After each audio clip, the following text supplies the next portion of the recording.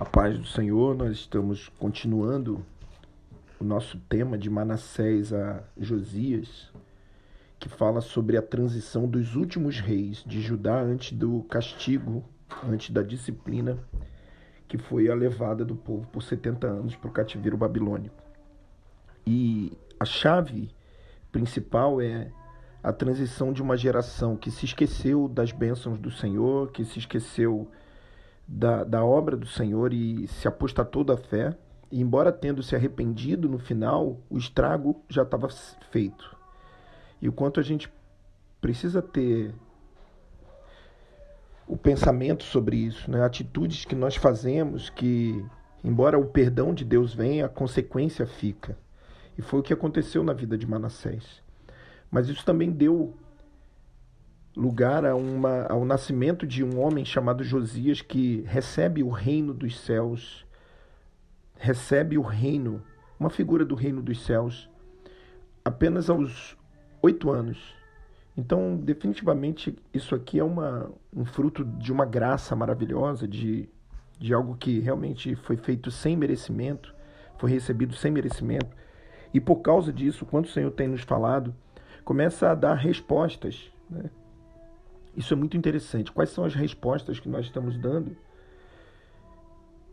em relação àquilo que temos recebido do Senhor, né? Então repare que ele não faz as coisas para ganhar o reino. Ele ganha o reino. E a partir de ganhar o reino, começa a dar as respostas. Eu queria muito que a gente pudesse estar meditando sobre isso, né? Sobre as respostas que naturalmente nós vamos dar se realmente recebemos um reino, se realmente somos nascidos de novo, nascidos da água do Espírito, se realmente atingimos essa maturidade de sacerdotes. Quais são as respostas que nós estamos dando, né? Então as respostas deles foram tremendas. Buscou o Senhor, estabeleceu um conserto da cidade, né? Foi um instrumento através da sua vida para consertar a cidade, e culmina achando no livro da lei e rasgando as vestes. Então repare, irmãos, que a trajetória de Josias é uma trajetória maravilhosa, porque é uma trajetória de diminuição. Ele começa recebendo um reino e termina rasgando as suas vestes. Então é exatamente isso que o Senhor quer de nós, né? Que a gente entenda quem a gente é, mas que trilhe essa caminhada de diminuição. Quando ele rasga as vestes por receber o livro da lei. E o que ele faz? Começa a edificar, né? E celebrar diante daquilo tudo a Páscoa do Senhor, né? Voltando para o fundamento, voltando para a questão de Cristo morto, ressuscitado, né? O quanto a gente necessita voltar para o fundamento principal, né? Cristo, Filho do Deus vivo. Se em Esdras, que nós já estudamos outra vez, a festa principal ali da glória da última casa é a festa dos tabernáculos, no 7º mês, 15º dia, aqui em Josias a ideia é voltar às estruturas, né? A estrutura, ao fundamento, a Páscoa. E a Bíblia fala de uma maneira muito clara que nunca se celebrara, versículo 18, capítulo 35, 2 Crônicas, nunca se celebrara em Israel uma Páscoa como essa, desde os dias do profeta Samuel. Nenhum dos reis de Israel, inclusive Davi, celebrou tal Páscoa como a que celebrou Josias com os sacerdotes e levitas e todo Judá e Israel que ali se acharam, e os habitantes de Jerusalém. Então, o que gerou essa volta a esse fundamento tão glorioso que é a Páscoa, né? Que é a morte, a ressurreição de Jesus?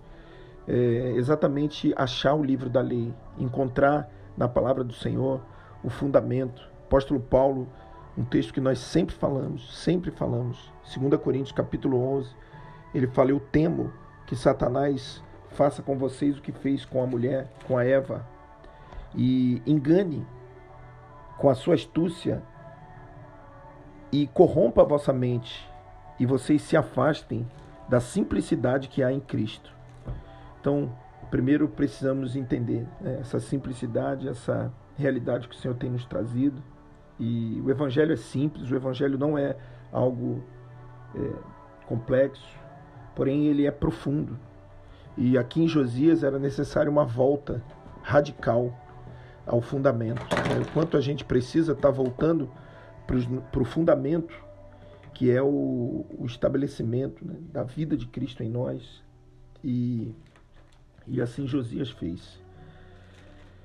Então que o Senhor nos abençoe, que o Senhor nos guarde, que o Senhor faça com que a gente possa dar as respostas necessárias, e nós só vamos dar essas respostas necessárias e trilhar esse caminho da diminuição se nós nos voltarmos para o Senhor e entendermos, né, o fundamento, aquilo que o Senhor tem estabelecido para nós, tipificado aqui como a festa da Páscoa. O apóstolo Paulo fala em 1 Coríntios também, capítulo 15, ele diz que nós somos a Páscoa.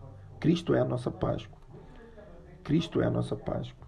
Né? E nós somos um só pão. Quero ler para terminar. Ele diz que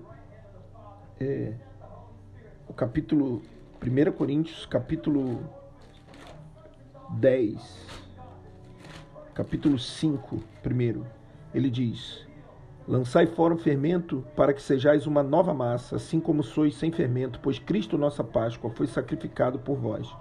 Pelo que celebremos a festa, não com fermento velho, nem com fermento da maldade e da malícia, mas com os pães sem fermento, da sinceridade e da verdade. É o que significa a Páscoa para nós. E 1 Coríntios, capítulo 10, versículo 17, ele diz: porque nós, sendo muitos, somos um só pão e um só corpo, pois todos participamos do mesmo pão.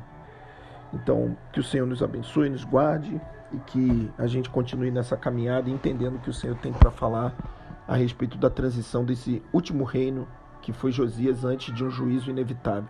Eu creio, irmãos, e temos ouvido isso do Senhor, de que antes do juízo do Senhor, o Senhor vai sim levantar uma igreja poderosa, tremenda, simbolizada aí pelo reino de Josias, que vai alcançar graça do Senhor, e não só isso, vai ser um instrumento de cura para muitos aqueles que desejarem estar vindo ao encontro do Senhor. Deus abençoe. Amém.